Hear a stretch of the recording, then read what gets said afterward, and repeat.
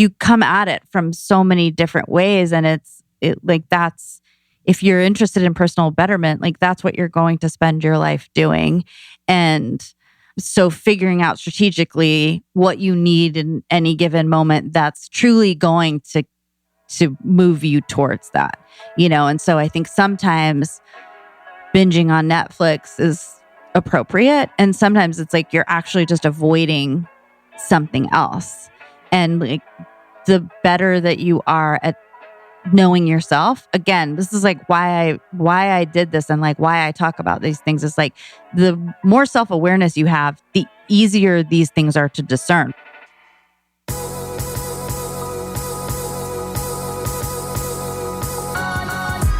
You're listening to the Almost 30 podcast, hosted by Krista Williams and Lindsey Simsick.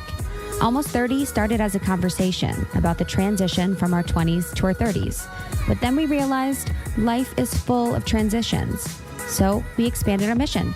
We are an intuition-led, wellness-focused lifestyle podcast that promises to deliver authentic conversations, diverse points of view, and insights rooted in optimism, growth, and intention. The Almost 30 Nation community is a group of purposeful dreamers who are smart, passionate, and always seeking the full potential in every aspect of their lives. At Almost 30, we're making magic together. We dream it, and then we do it. Thanks so much for tuning into the Almost 30 podcast. Here we go.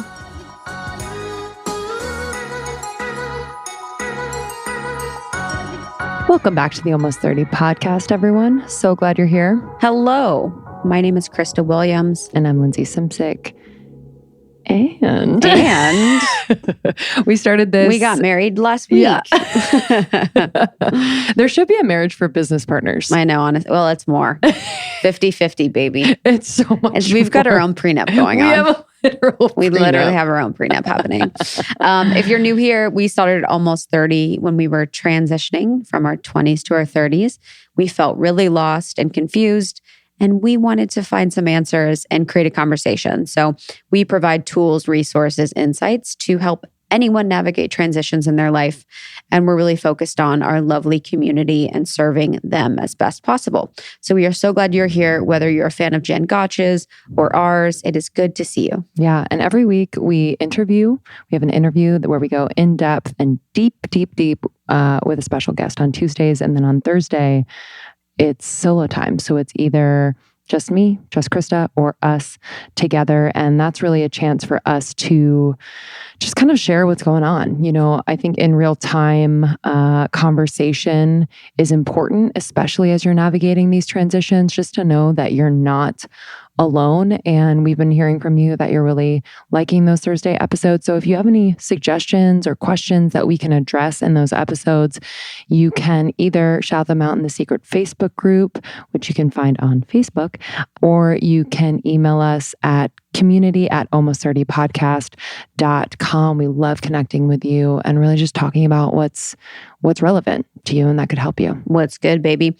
And a few episodes I just want to call out if you guys are new here to listen to. The first is the Channy Nicholas one about astrology. A lot of people have been giving us feedback that has been really helpful for them understanding astrology themselves. We just did one with Catherine Schwarzenegger Pratt on forgiveness, which was really profound to think critically about how exactly you can forgive yourself, forgive others. It had easy steps to follow, which I found incredibly helpful.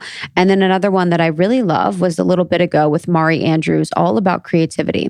She's the creator of By Mari Andrews on Instagram, which is super inspiring, one of my favorite accounts to follow. And I loved this because it just really inspired me to just think more about my creativity, be more of myself, and just embody optimism and resilience. So those are just a few episodes I want to call back to if you are new here, if you want some inspiration, some of my faves. All right. Today's episode, our dear friend, Jen Gotch. So much fun, dude. Especially in the new studio. You should see the new studio, which you'll see Danny from Daisy LA is crushing it. Mm-hmm. Looks amazing. And Jen walked in and it was like Jen in a Jen. space. The space is Jen. I was like, sorry, Jen, this is yours. Never mind. Honestly, yeah, I was like, we should hit the road. But I love Jen. She is so incredible. We had an interview with her maybe a little over a year ago. So you can listen to that by searching Jen Gotch on Almost 30, anywhere you find your podcasts. We talked in that one about mental health and her journey with it, her journey to creating Bando, which she is the CEO and founder of. And in this one, we really talk more about her book. I felt like this conversation was just even better. It was like that second step of really understanding her journey to where she is today with her mental health.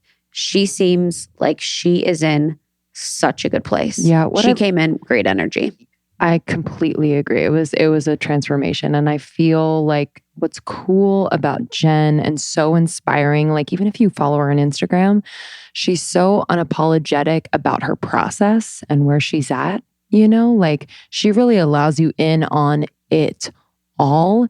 And I just think that is so profound as someone who, we see as so successful, and she is so successful, but there is just this humanness to her that I love and respect so dearly. We talk about a lot of things related to mental illness. We got deep into a conversation about binging. She told us about how she hired she's working with a food therapist that's been so helpful for her. And it was just interesting to hear from her, what has been a trigger for her and how she's been able to observe and heal, be in such a healing place. But yeah, I love that. With her food therapist, she actually shares the tip that her food therapist gave her when she is binging that I thought was very helpful. So for anyone that has issues with binging, I would definitely make sure that you listen intently to that part. I loved when we talk about receiving and how she's really working on being a better receiver. And I can definitely relate to that. So everything we discussed there, I think for a lot of women in our community, such givers who are so thoughtful, but really need to do the work on being better receivers, this is going to be directly helpful for you. Mm-hmm. And I just loved, as an entrepreneur, she speaks to like the emotionality of every day and how she does not hold back. Like she'll cry, like she just kind of lets it rip so that she can move through rather than like hold on and just brace herself through the day. It's really helped her to release and feel. It's also given like the people that she works with, just kind of permission, and there's a human connection there because of it. So I just respect that so much. And her new book, The Upside of Being Down, so proud of Jen. It is out today. We'll be doing a giveaway on our Instagram at Almost 30 Podcast. So stay tuned for that. But this is a super inspirational memoir, and it's really like hopeful and optimistic at the same time, being really real about her story. Yeah, it's the most beautiful cover I've ever seen too. And she's going on tour. So we should all go to tour together. Yes. Let's keep in touch on that. I would love to see her. But this interview is a blast. I know you guys are going to really love it. You can find her on Instagram at Jen Gotch, and then win a book, Almost 30 Podcast on Instagram. Love it. Love it. Love I'm you, at Jen. It's Krista on Instagram. I'm at Lindsey Simsick. And we would love to connect with you more. We will see you in the secret Facebook group to talk all things related to being conscious individuals that exist in this world today. And we'll see you at our retreat. And if you want more information on this episode or anything else, you can find it on our website at almost30podcast.com. Love y'all. We'll see you on the other side. Love ya. We have heard from so many of you that you want to start your own podcast, but don't know where to start, or you've just been hitting a roadblock. And we hear you. We have been there, and we have created a resource for you to start, grow, and monetize your dream podcast. You can go to Your Podcast Pro and learn more, but we have courses for you that take you step by step, hold your hand through the entire process, because we've made a lot of mistakes and we've learned from them, and we've grown this into our full-time business. We have a global community and a show that we're really, really proud of. So if you're interested in starting a pod, I highly recommend Let Us Help You, yourpodcastpro.com, YOUR podcastpro.com. Check out our idea to launch course, our branding and marketing course, as well as our Monetize course. Because hey, wouldn't it be nice to make money doing something you love? You know, you say that it's hard for you to remember a lot of things. Mm-hmm. So what in general? Same. So what was your like process to just like crystallize your memories for writing? Yeah. I think calling on a memory is not that hard for me. I definitely like went back and like looked at pictures. I talked to my parents. I had a lot of those conversations had started with the podcast. So like the podcast was a great precursor because it sort of gave me a sense of like what stories resonate, where there is a story, where there's like more digging in to do. And so I think like collectively with all of those things, and I have journals and I talk to like my roommate from college or an old boyfriend or, you know, so that part I think was easy. Remembering that I put it in the book was difficult. Like, you know, I would like be writing it and they're like, you already wrote that. It's in chapter 2, which, and Deb can attest to this, I will also tell the same story like 700 times. And I remember when my grandma started doing that and I was like, oh, I'll just let her tell it. And now I'm like, I know that's what's happening to me. And I don't love it. And you say that you don't have memory of certain times in your life. Have you kind of figured out what that is? I think it's just, I don't think it's, and you know, I mean, I feel like some people don't have memories because they're, it's traumatic and I don't think that's what it is for me. Like, I literally just think I'm 48. Like things just start to peel off. I have a sense that if there was something buried, it would have, but with the amount of therapy, EMDR, tapping. Completely. Would you ever talk to the spirit guides? Yeah, I don't know. Like, would you ever do ayahuasca? Yeah, I would. Here's the thing. I think when you're on antidepressants, it's recommended that you don't do it. You need 30 days off it before. Yeah. So I think it would be further down the line. 100%. There's like San Pedro, which is like more ayahuasca light. What'd you say? It's ayahuasca light. And it's the more masculine? I've even done San Pedro just at Milano's. She like just has it where you can like easier. Yeah. Did you do ayahuasca? Yeah. We did it in Costa Rica last year. We did like 4 ceremonies. To be honest, it wasn't as crazy as other people's, but like everyone's just so different and everyone's is what they need. But it is along that same line where it's like the uncovering of the memories. Like it really helps. Yeah. To uncover certain memories where you're like, fuck. Like I had a really light experience. Mine was mostly physical. It felt like MDMA. But I was like kind of thinking, I'm like, I think there's more memories that are to be uncovered that are just like waiting for a certain time. But I didn't feel like I was ready for them. Here's what I'll say. Like, I think even with a really deep meditation, you can get to like, I mean, the only thing that along those lines that I've tried is mushrooms because I feel like that's like feels not risky. I'm just not really a drug person. So I was like, well, this seems like natural. I mean, from what I've read and I've like watched a lot of documentaries, read a lot of stuff. It's like, it's probably there for a purpose. And there's like a whole thing about why they're magic mushrooms and that whole, you know, the iconic mushroom thing. So I was like, this feels, and it's sort of the path that I've been on, but I feel like in doing that, it's less about memories and more about clarity and perspective that I feel like we just don't get to access all the time. 100%. So, and just like weird stuff that I'm just a huge believer in weird stuff. So and then I tell everyone like I'm doing right now. And then I'm like, I used to think that was weird too. So there's probably a lot of people that are like, oh, okay, cool. That's why this is not in the book. What has been during like mushroom trips? What has been something like that you've gained clarity and perspective on?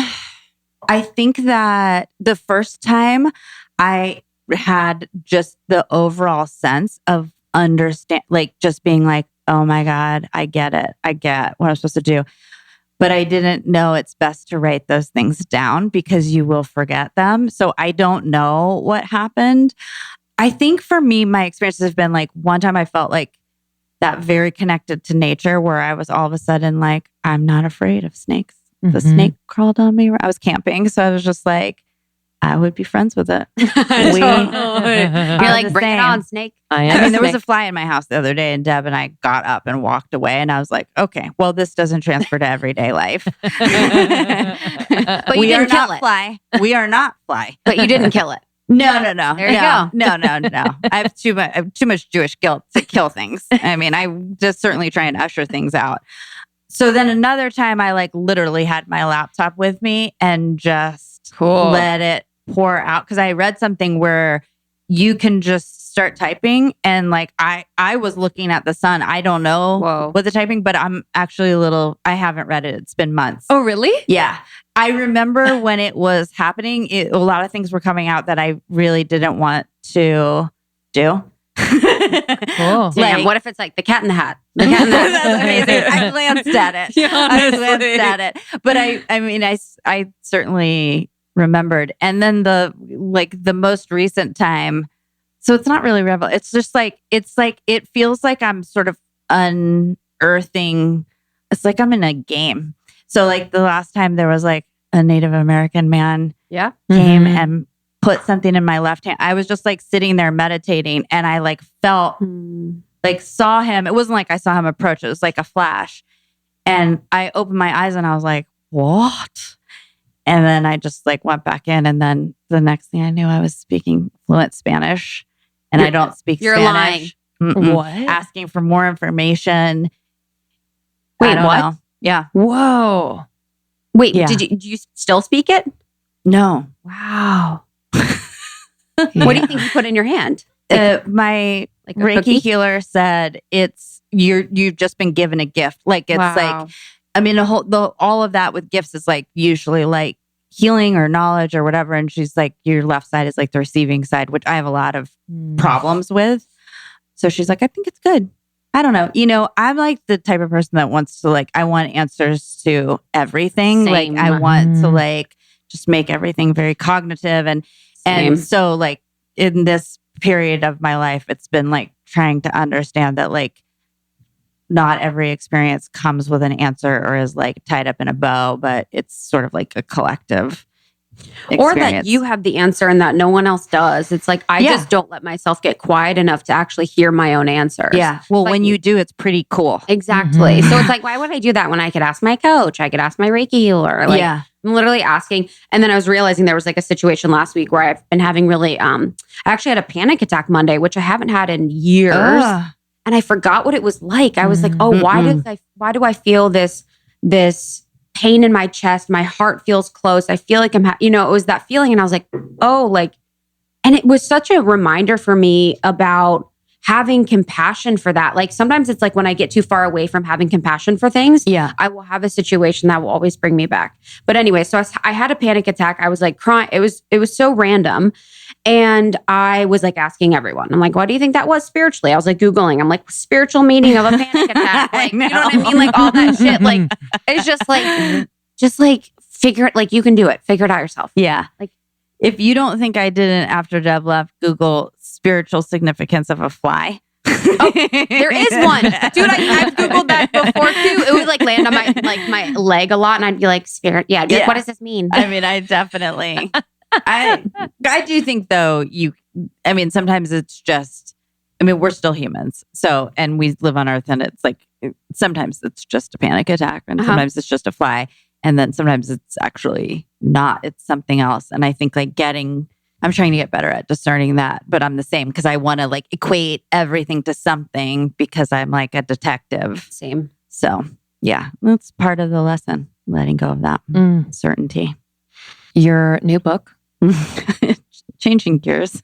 I do want to get into it. There's just so much there that I think is so relatable. That's why we just love talking to you because we can see ourselves in things that you share. Yeah, that's But the upside of being down, I guess, the most beautiful cover on earth. Truly. I'm very, very proud of it. There was a lot of work went into that cover. So I can't imagine. And not a typical author's responsibility or permissions granted to like art direct your book cover and like tell them who to hire for everything. Mm-hmm. So it was very important to me just because I'm in the business of selling book covers 100%. For like the last 12 years. So, and we've heard so much from our friends who have done books that you really have to be your own advocate. Like you really have to fight. Yeah. And it's not, I will say like on the other side, like everyone is truly doing their best. It's like, I mean, a lot of times you're dealing with like a corporation and rules and people that wouldn't just break the rules for the sake of breaking them because that puts them in jeopardy. Like, I feel like I came at it with a keen understanding just because of my job and like seeing the other side of our company. Like the LA office isn't run like that, but they're like, we do have a sales team. Like, I understand the business of that side. And so, yeah, I think a lot of times they're working on a formula or what has worked or what the sales team likes. And like, I understood that. And there were things that I wished were different. And now I'm like, I love it. But there were decisions I really didn't like, but they were like, this is what the sales team wants. And I'm like, well, if there's one thing I know, if a sales team is united on wanting something, you give it to them. Love that. Because they're the ones selling it for you. Right. And so I have heard the same thing, just in general, like advocate for yourself, but not because people are actively working against you. They're just doing what they know. And like, unless you bring that point of view to the table and at least ask, which is absolutely not something I would normally do. But this was important. And also I wanted to challenge myself to see if I actually could ask permission for things that I felt scared to. Good exercise. Yeah. What I love about the style of the memoir is the humor. You know, I do think that for me, that brings like a levity to some really like that's what I wanted. Things. Yeah. And you actually said about your humor that my humor has always been what attracts or repels a guy, depending on the guy. Is this your first time being quoted to yourself? No. It happens all the time. And so when someone starts with "you said," I like immediately like, oh no, what did I say? Well, it was so relatable. It was so relatable to me, like the fact that it either attracts or repels a guy, whether it's humor or whether it's your kindness or whether, it's whatever every single thing about me. And so like, especially romantic relationships, it just kind of makes you like second guess who you are sometimes. Oh, 100%. I mean, I think what I'm realizing now, even within the last week, is I'm not going to change. Like, even if I wanted to,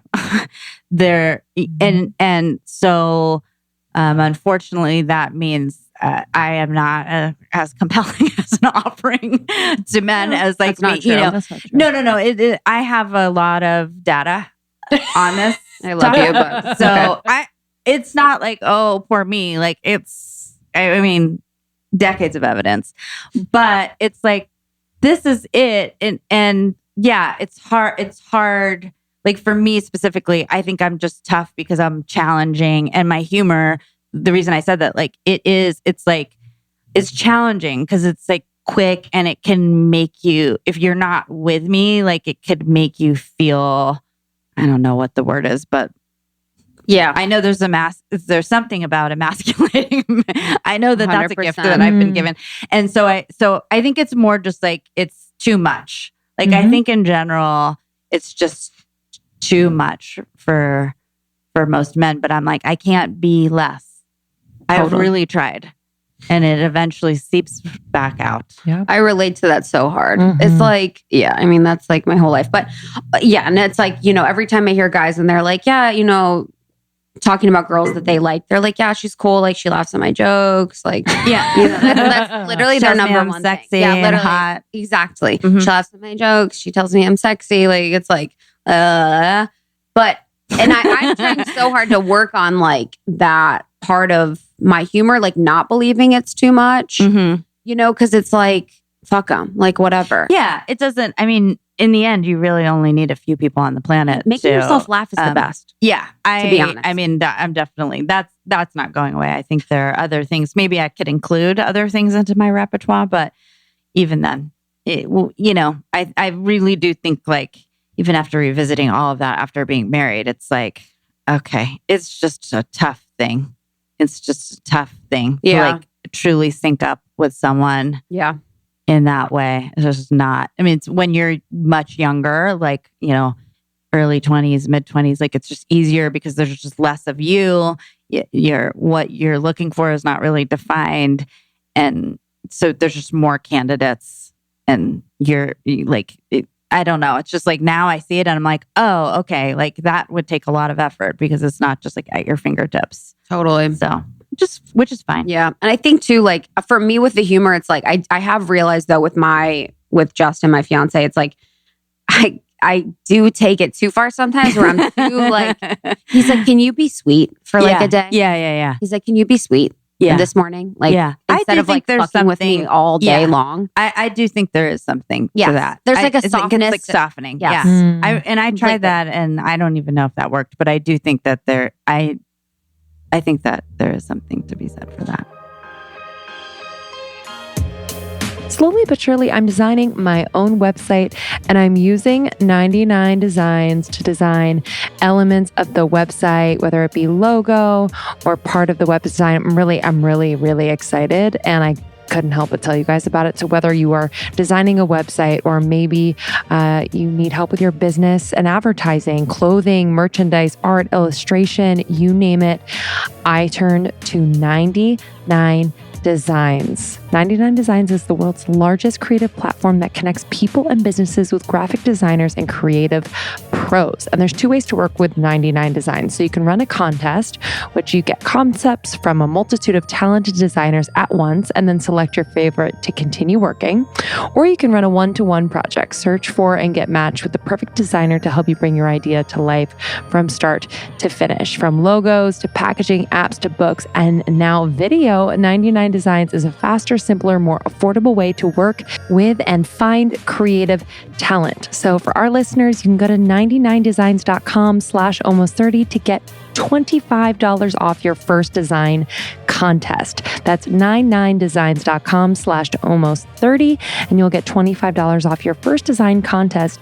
And when you go to this particular link, click Get Started to get the promo at checkout. I got my dad and Justin the best gifts. They were so thankful that I got them new shorts and tops from Viore, an activewear brand we are so excited to be working with. I love their joggers. So these are, everything that they make is incredibly comfortable and so soft. You can move in it. You can perform in it, whether you're working out.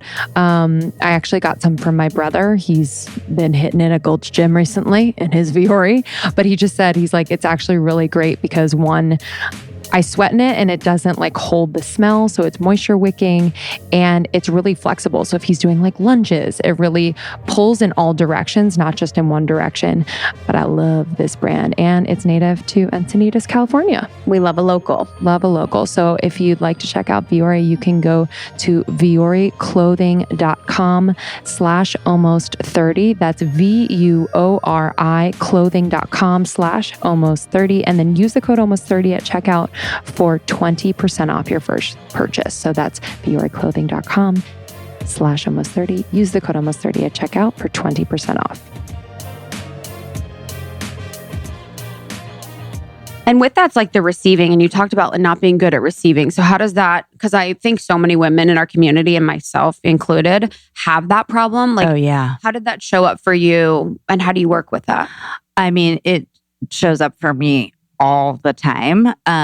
For my life, I think I was like too caught up in whatever was going on to understand that that was the issue, and it's really, I mean, the beauty of writing a book is you get to see your life outside of you in words that you can read.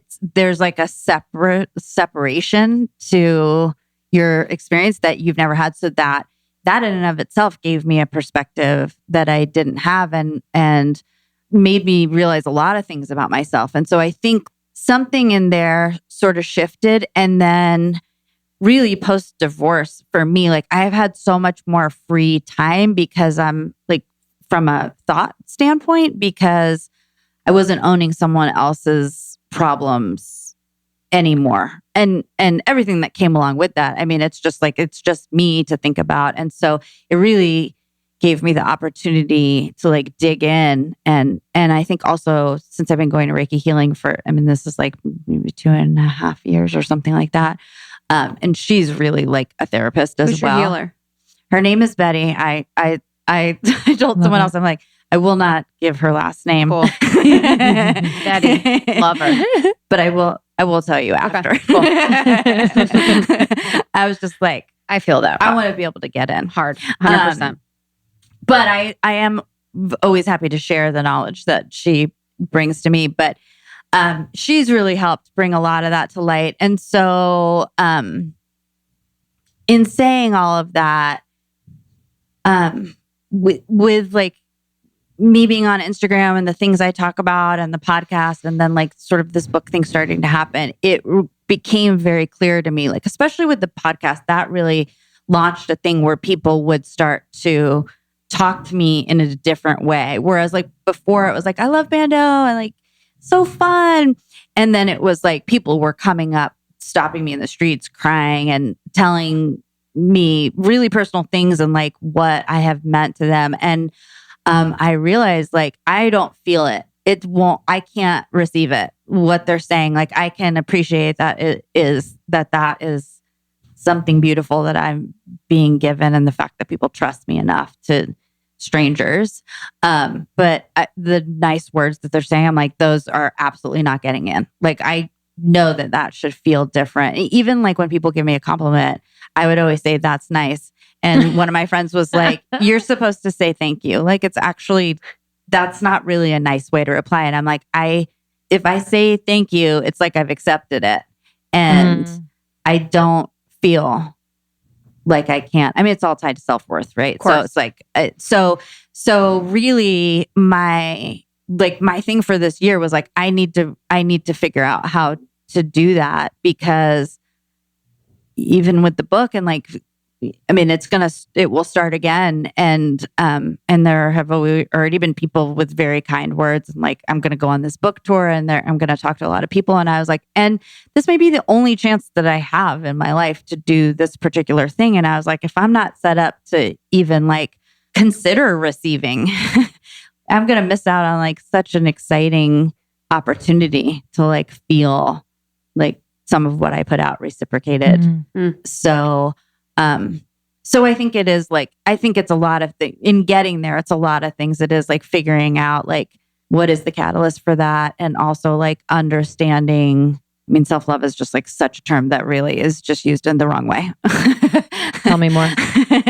I mean, I think it's like, I feel like it's really surface a lot of times what people think that is. And it's the same to me with self-care. It's like, none of those things are bad. Like, it's not like, well, don't do that. But I think it's like really, truly core things. And I think like in order to, you have to really understand what self is before you can love it. It's like, it's not just like loving like me, Jen, and my weird sense of humor and like the clothes I choose to wear. And like, it's like your soul, like, you know, that part that we don't really are not taught to access, like that's where the information is. And so it's like, that takes a long time. I mean, I've been working on it for like the better part of a year, and I still am like, I don't quite know how to get in there. But to me, I would say like really understanding what that means, like what self means, and not like us as Jen, you know, but like that other the part essence. of us. It's like then it's like you understand like what you're working on. And so I mean, from what I understand and what I've read, like really getting to that's where the solutions and the answers lie. It's just like, we're just not taught that. I feel like generations beyond ours will be. I mean, we're talking about it, right? We didn't talk about this as much the last time. Mm-mm. So I think it's like, it's certainly changing, but yeah. So I wouldn't be able to say this is how you receive, but I also think that it's like clear, energy work. I'm a huge believer, because I've had from the very first time, like experiences that were undeniable. But I think whether you're doing acupuncture or meditation or whatever, however you want to do that, it's like, I have all of my injuries are on my left side, like years and years. And it's like, I know there's like stored stuff in there. And so I think it's like figuring how to like usher it out. And again, I've definitely been working on that for years and it's still there. So I clearly haven't I'm digging, but I haven't gotten to the root of it. So if I get there, I'll come back. Have you ever felt like you were like super, super tied to an identity or that part of you that was experiencing pain and it was hard to let go of?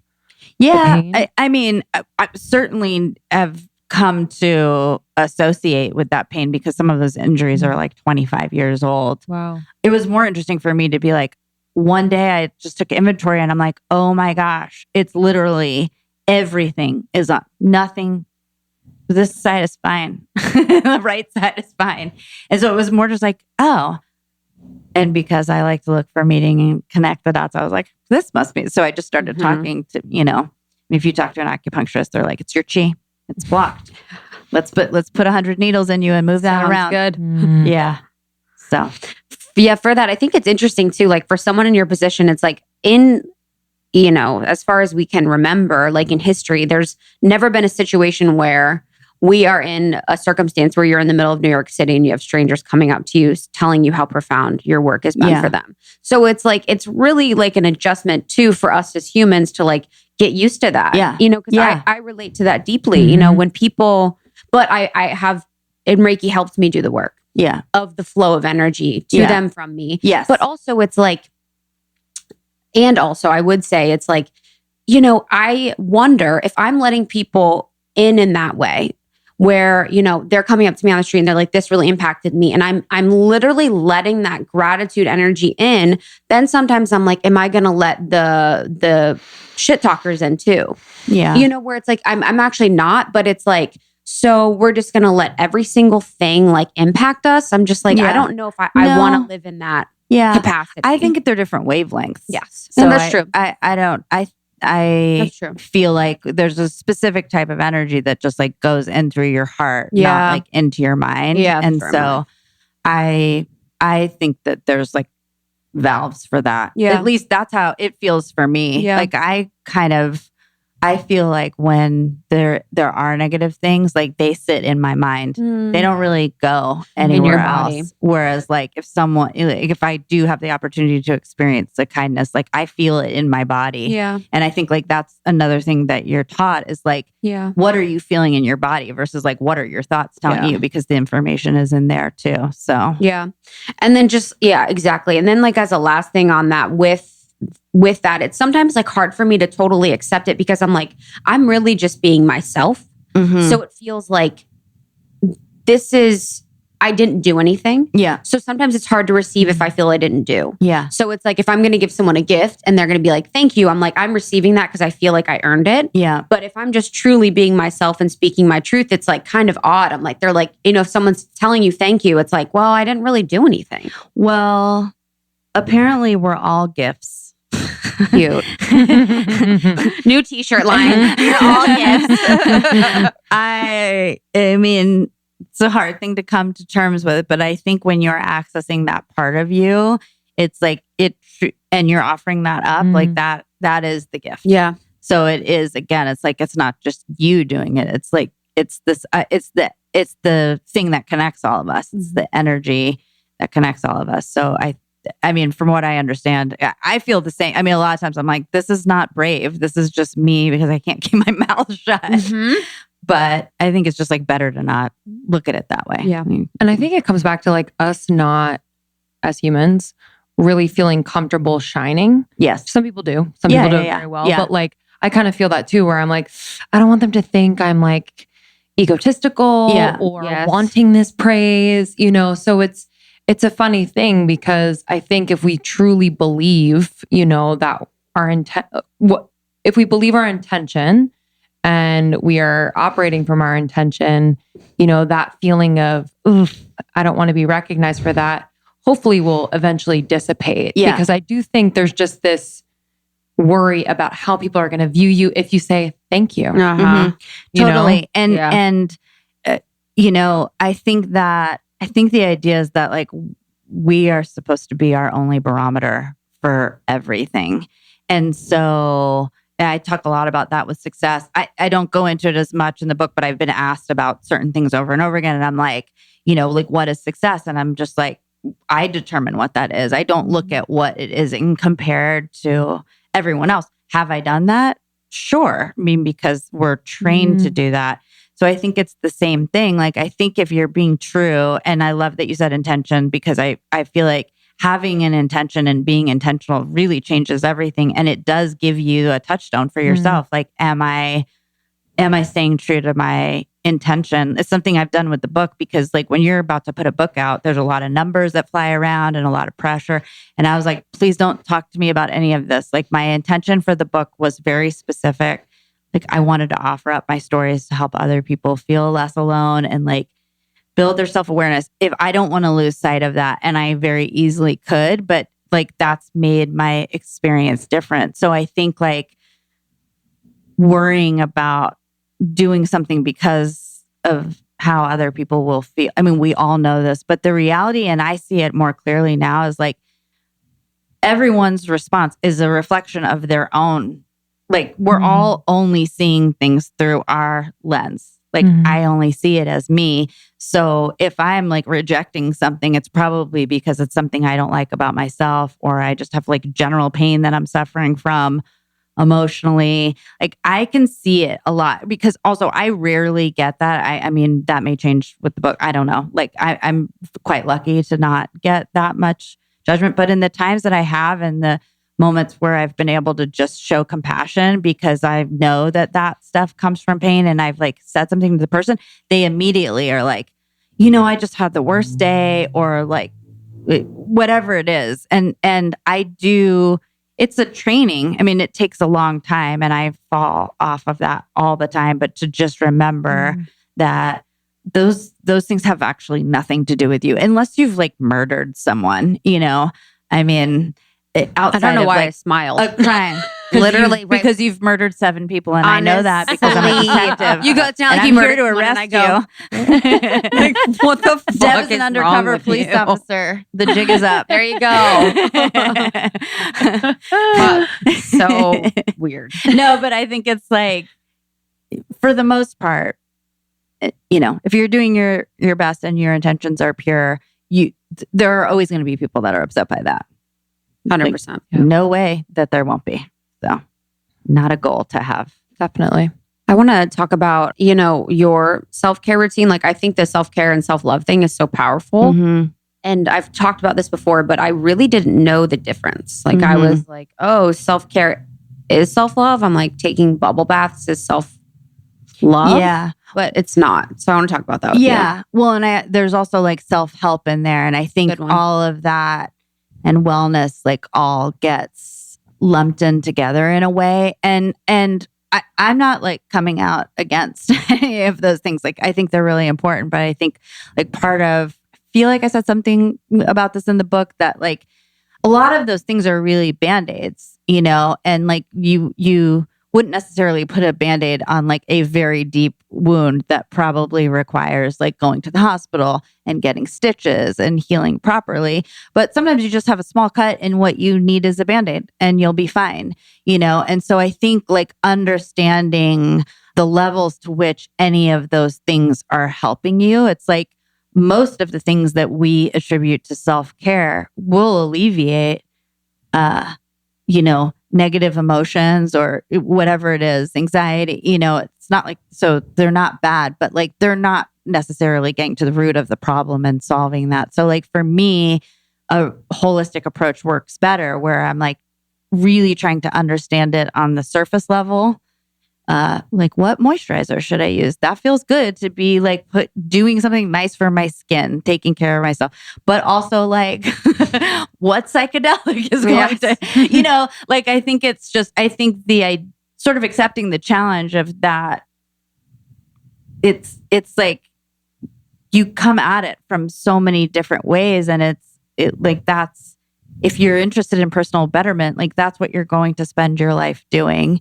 And so figuring out strategically what you need in any given moment that's truly going to move you towards that. Yep. And so I think sometimes binging on Netflix is appropriate. And sometimes it's like you're actually just avoiding something else. And like the better that you are at knowing yourself, again, this is like why I did this and like why I talk about these things. Is like the more self-awareness you have, the easier these things are to discern. Like right now, most people, it's like, I might be saying this and it's like, what are you talking about? Or like, self-care is great. That's all I need. And I think like the more you start to understand the layers, the more you like understand like where like therapy falls in on that, talk therapy, where that falls in versus a bubble bath versus like, going to Costa Rica and like really digging in, just ripping it.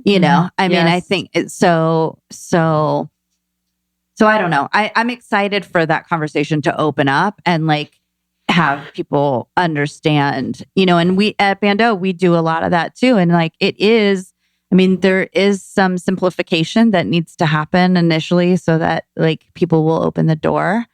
And then I think sometimes like the baton is passed to me to have conversations like this to like hopefully start to enlighten people to like how much opportunity we have to like take care of ourselves and like better ourselves, not because we're bad, but because I don't know. I feel like that's like the challenge of being human beings on planet Earth is like 100%.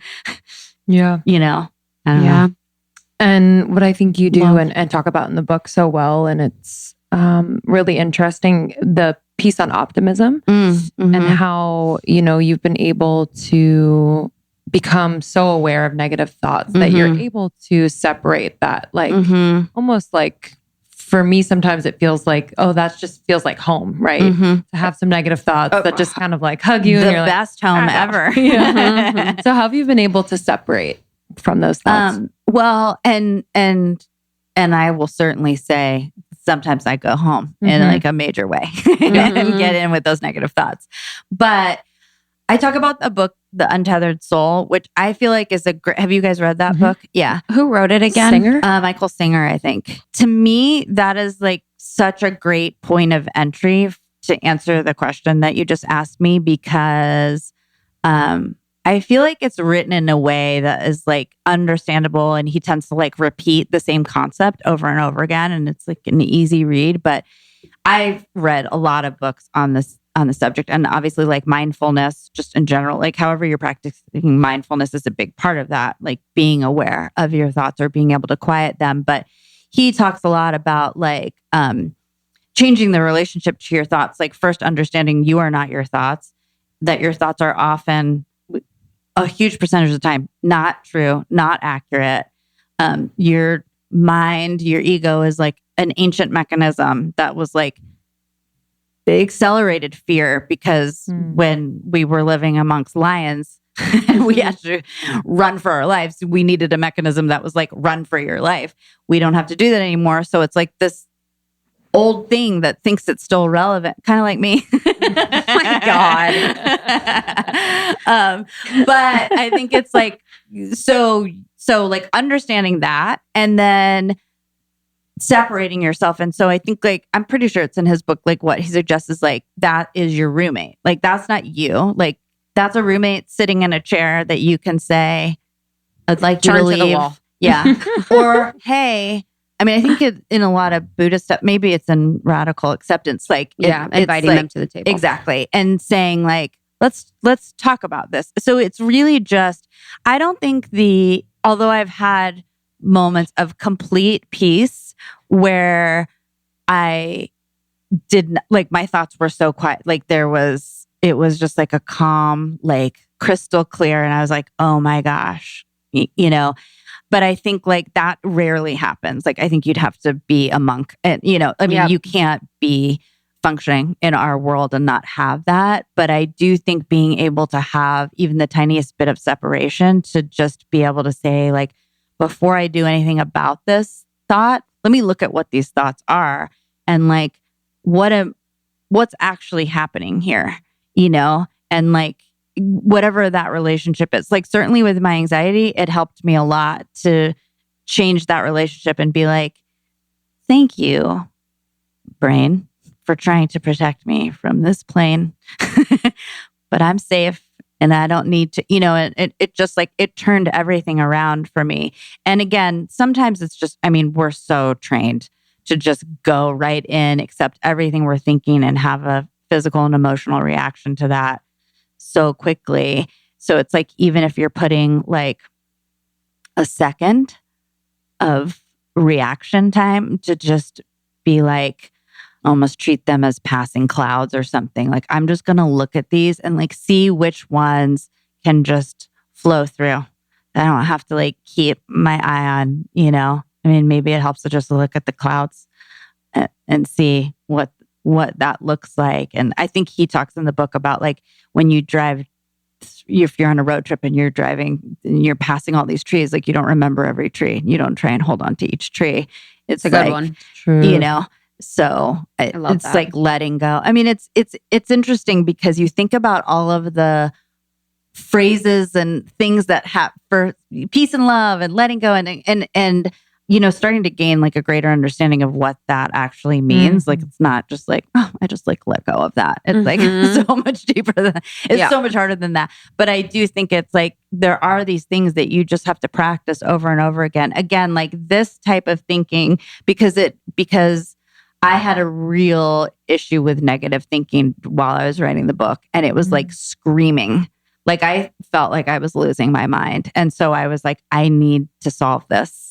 Like, I want to solve this. And so I did a lot of reading and I did some EMDR. Like, I was like, I'm making this a priority. And it took that for me to articulate what I just did and also like be in a place where I can manage it most of the time, or at least if I'm not managing it, I'm like aware of what's happening instead of letting it just take me on the ride. But I think like, just to be clear, everything that we've talked about thus far is like, I'm not suggesting that it's easy. Yeah.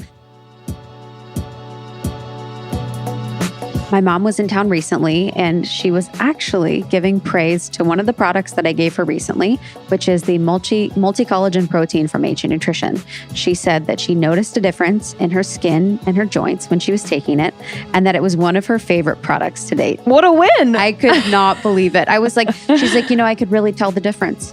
And I've heard that from a few people in my family that I've sent Ancient Nutrition proteins and collagen products to, that they can truly notice a difference. So the multi-collagen protein in particular, it has collagen types 1, 2, 3, 5, and 10. So like they're covering it all. My favorite is the Beauty and Sleep multi-collagen protein. So this is the vanilla chai flavor, which is yummy before bed.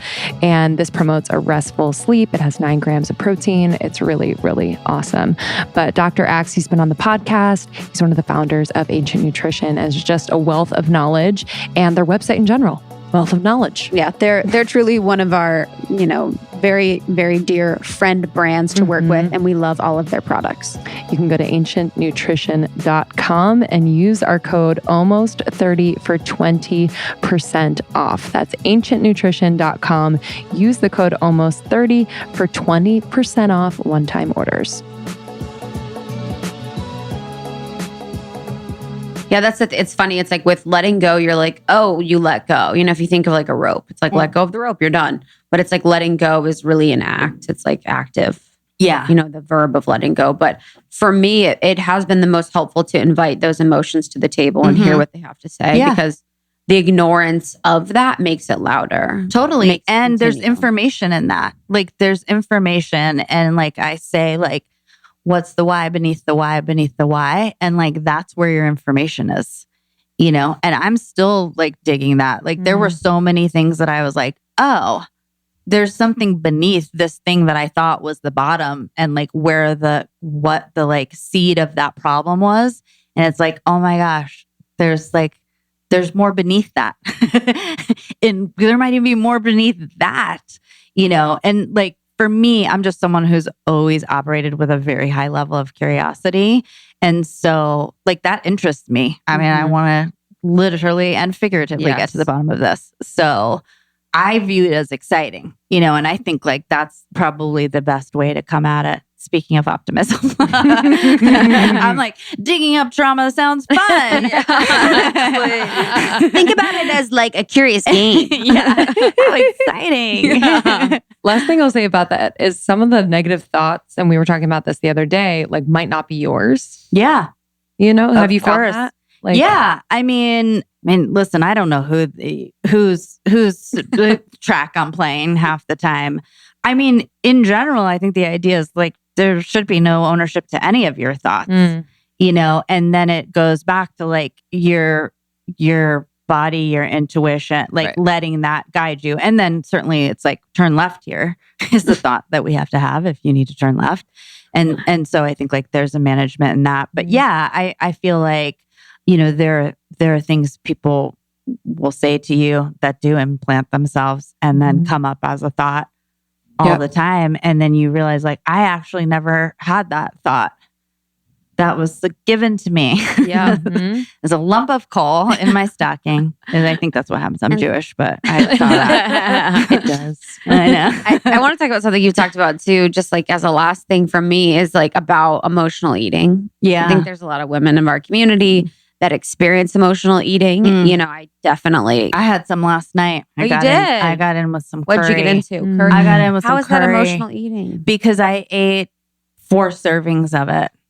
And I know now, and I've had this conversation with myself multiple times because I realized a few weeks ago that making curry is really easy. And it's bomb. And it's so good. And I love it so much that I eat well beyond the point of being full because it's like a hug and it just makes me feel so good. And so then I kind of started like asking myself, do we want to be making curry? Yeah. And do we want to be cooking the bag of rice that is a multiple serving bag and thinking that we're not going to eat it all? Do we think we're going to leave leftovers? I'm always like, can you be trusted? Yeah. I'm like, no. And I have been feeling like, it's tied to like, I'm feeling like a little, like I'm feeling like I want to be comforted. And I have also like really cleaned up my diet because I wanted to feel healthy this year, like exceptionally healthy. And so any comfort in food has sort of been taken and I stopped drinking. Like it's like all my comforts are gone. And curry is like sort of healthy. But like so last night I was like, I have been putting off making curry for like 2 weeks because I'm just like, do you need the curry? And then I did it and I'm like, okay, we're going to let's fucking do this. And we're going to sit and we're going to eat it intentionally. And we're just going to enjoy every bite. And then I got to the end of the bowl and I'm like, I'm going to go have the rest of the curry. And I was like, okay, so it is decided that this is a trap that I have laid for myself. But yeah, so well, tell me what part of the emotional eating. I mean, I can talk about any. I can share my learnings from the food therapist I went to. Oh, that's cool. I read a good book on like food therapists. But so when was the point where you were like, oh, this is like an issue? Oh, I've known for so long. Really? Oh, yeah. Even like in high school. Was it like, so with that, like, would you say it's disordered eating? Like what? I don't think so. Yeah. I literally think it would be the same way. Like, I don't think it has as much to do with the relationship with like my body and like physically how I look. And although obviously like a lot of disordered eating has to do with control and all of that. Like I'm literally looking to be soothed. And so it's like self-medicating really more than anything else. Right. And so, where some people might do drugs or alcohol or shop or whatever, like food has just always been the thing. And like, the idea of just being like lost in a bowl of pasta. Yeah. Like I just remember even being like 15, 16 and like feeling like I'm like out of body right now. Like I'm just like in a trance, just like feeling really nice. And then also sort of that little ping in the back that's like, you're absolutely going to regret this. And then you're going to deal with the shame of what you just did too. So it's just like, it's just not a great cycle. Yeah. And sometimes it's just a necessary thing. I mean, I was like, I'm not going to get mad at myself for last night. It's like, yeah, you deserve letting it go. You deserve some curry. I guess for people listening, what would be some indicators of that what they're doing is emotional eating? Well, I think that part of it is getting to like when you're, so I guess you have to start by saying like, is this resonating with you? Do you have an inclination that you might be doing this? Okay, yes. So let's pay attention when you're eating and like get a sense of, I'm just eating because I'm hungry and I'm stopping when I'm full, or like I'm losing myself. Like I'm kind of, for me, I feel like I go into a trance. Like I'm just like out of it's body. like me and the food, and it's like bottomless, and all I'm doing is like feeling how it feels, and there's no regard to like what's happening around me, and I think like part of what this food therapist suggested is like, when you identify that that's happening, if you can pause even just for like 30 seconds or a minute to just ask yourself, why am I doing this right now? Just to like, you don't have to stop, which is what I liked about her advice, because I think like the idea of being like, and then walk away from the plate. 100%. It's like, good luck. And then like, and drink a glass of water. Yeah. It's like, no, that's not what I'm going to do. But I think you could at least do yourself like the service of being like, why am I doing this? And maybe just write it down if you can. I mean, she talked a lot about just like stopping and just taking note and then revisiting that later. And what I have found in doing that, I at least like, I can start to see a pattern of something that I'm working through, and then I can work on it outside of the times when I'm not sitting in front of a bowl of curry or pasta or box of pizza or whatever. And then I have a little bit more restraint. Like I just don't find myself going there as much as I did. But it all comes back to like awareness and like pulling yourself out of whatever trance you're in. I mean, it's just whether it's a work trance or emotional eating trance or whatever, it's just like, even if you can only do that for a very short amount of time, like that, what that does for your brain and your circuitry, like you can just build on that. Like that's neural pathways. Like you, it doesn't feel like you're doing anything. And I feel like I've had so many people say that because I like immediate results, and you do not get immediate results. But if you just do what seems like nothing that would ever turn into like actual help, it really does. Like that, I'm have practiced exactly what I just said, and so now I can say like, I mean, like last night, like I needed that, or like I absolutely need half a box of donuts today. That is going to be the thing. And I am not going to go off the rails and have that every day, which is also a great way when you see a pattern. It's like, okay, but it's like understanding what you need when you need it. And like when you're doing something that is just 100%. Yeah. Yeah. You mentioned that you are no longer drinking. Yeah, not right now. Yeah. We'll see. For me, I feel like I use drinking as a way. I coupled that with like binging. Oh, because I knew that I would binge if I drank. So I was like, "Ooh, cool." Yeah, I was like, I would wine and pasta. I would plan it. I would definitely plan it, knowing that I would be able to be numb enough not to really think about what I'm doing. Yes.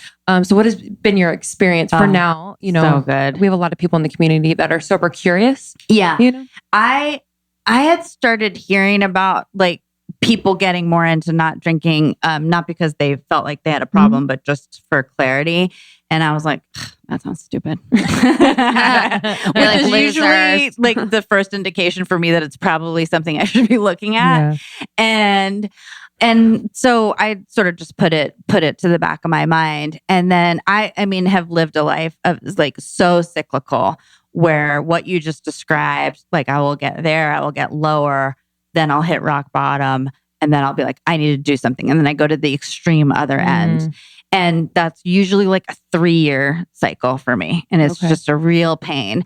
And so like around November, I saw that I was like teetering on the edge of the down where I was doing what, the emotional eating and drinking, and I did not feel good.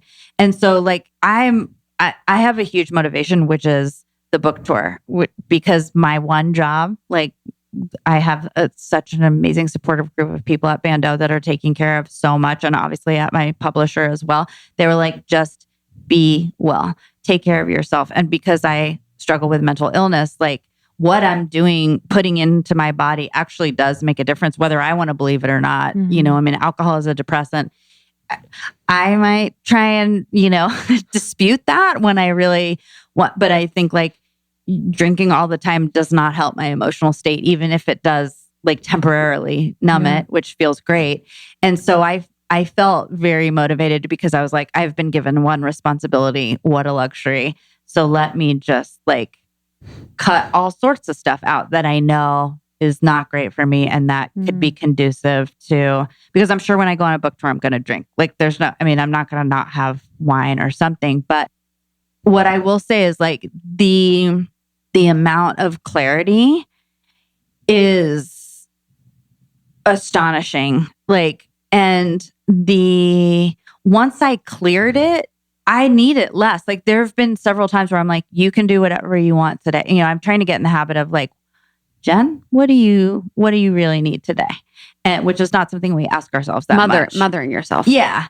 And so there were a few times where I was like, if you want it, you can have it. No, there will be no guilt, whatever. And I was like, I don't even think I want it. And then, because I've been dating a little, I did several dates sober. That's a whole new terrain. Which I feel like there should be an award given for that. And then I was like, you know what? I think just this next one, I'm just going to have a drink. And I was like, it didn't even make that big of a difference. I was like, maybe this is not all that I've made it out to be. And I think my hope is that I can just change my relationship with it and not have it be my fallback. And I think I felt like a real buzzkill. Like so there was like feeling guilty and feeling like I was letting my friends down was part of how I was feeling. Yeah. I've since convinced a few of my friends to just join me for a little bit of time. And one of my friends was like, everything I thought I was numbing turns out wasn't even really there. Like she was like, I think I'm having more fun, more myself. And like, I can't even find those things that I was like trying to check out by like smoking pot, or because I stopped that too. I was just like, I'm just going to stop everything and just, I think it's good to know that you can stop. I think that's like a healthy thing. And also to just like, what would that feel like? I don't know that there hasn't, since I was like 19, not had like alcohol as a thing.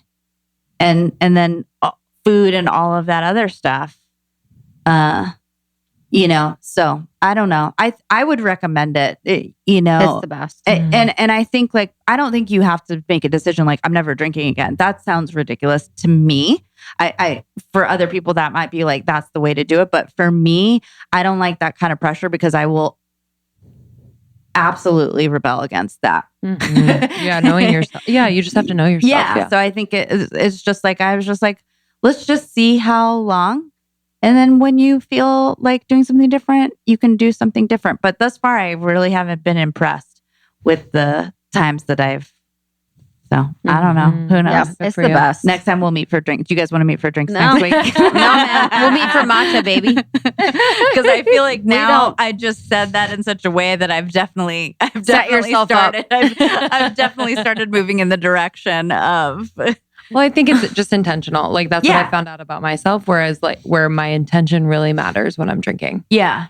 So like having a really nice glass of wine with dinner with people I love and just, it's not and just I enjoying that fucked up and, get out of this situation. It's just like, oh no, I actually really love wine and I love the people that I'm with and I'm having really great food and it enhances that. So Yeah. And I think that sounds so smart. Like I'm actually documenting what you're saying right now because I'm like, yes, that's and I exactly think you can what say it before you go out, where it's like, okay, my intention with having 1 drink tonight or 2 drinks tonight is this. Yeah. And then it kind of reminds you, like, if you're tempted to do the 3rd or 4th, it's like, how do I want to feel tomorrow? Yeah. You Or know?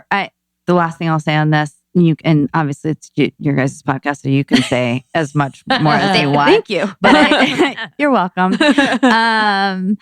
But with some of those difficult promises or the ones where you're like, I don't know if I'm going to like show up for myself in that way. I didn't invent this, but I think it's something that has worked for me lately. Is like, had I promised this to my friend, what would I, I mean, if I make a promise to anyone but myself, man, I am like a 100% guarantee. And so sometimes I'll just like, what if I had like told my dad that I wasn't going to have another glass of wine? Would I ever do that? No. Yeah. So I think, and like, obviously that's how we're supposed to be like the number one friend to ourselves.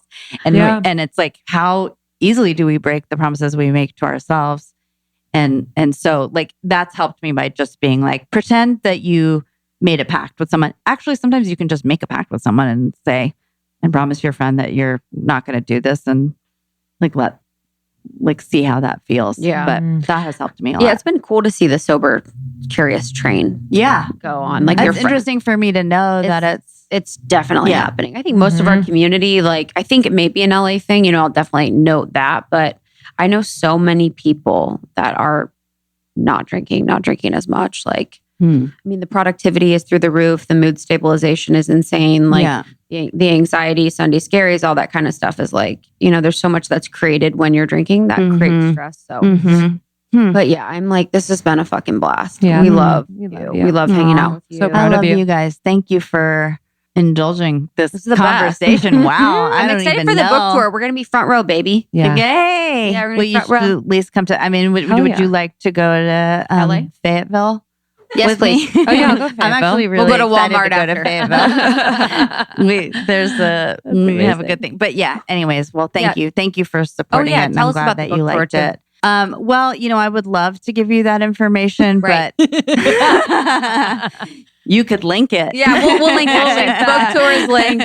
A lot of the women of our community, you guys should get together and go. Yeah. And then where can they find you and where can they find the book? At Jen Gotch on Instagram is probably the most surefire way.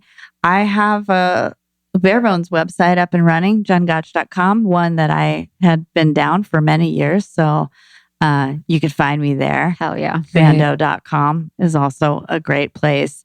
And, if I could remember an HTTP://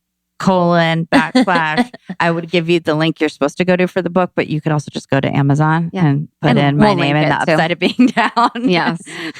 We'll link it to HTTP/. I was like, I remember when those were simple. I know. And I was like, yeah. How are you supposed to, when someone asks you, how are you supposed to say that? Google. Thank you, babe. Thank you. This has been so much fun. We will see you guys soon. We love you so much. Love you. Bye.